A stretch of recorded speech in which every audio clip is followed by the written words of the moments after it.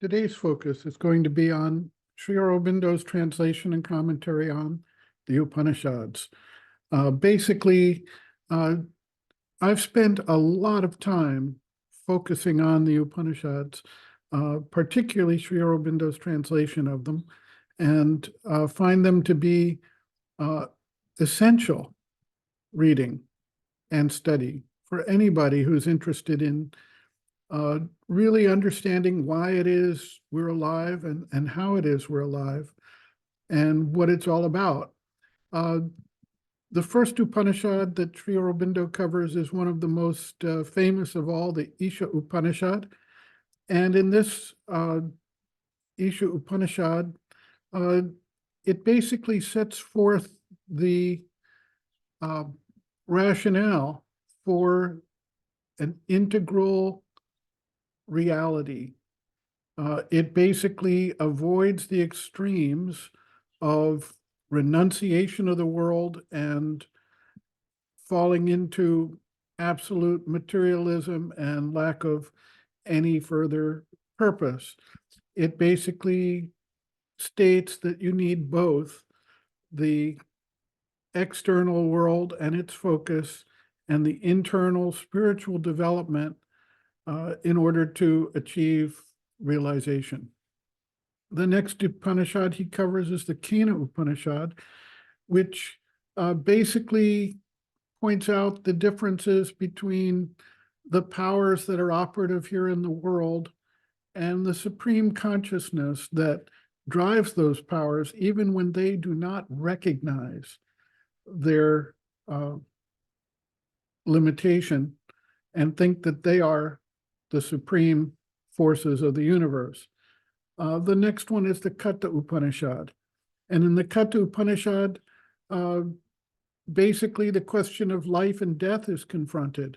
And what is death all about? And what is dedication and consecration all about? An extremely interesting question. The Taittiriya Upanishad is one that actually sets forth the methodology of tapasya, of consciousness being concentrated in order to achieve realization, and sets forth the variable different planes of existence, the material plane, the vital plane, the mental plane, the knowledge plane, and the bliss plane as successively more subtle and more seminal elements of the purpose of creation. It also has an extremely interesting, what I call the calculus of bliss, where it points out that one human being's bliss,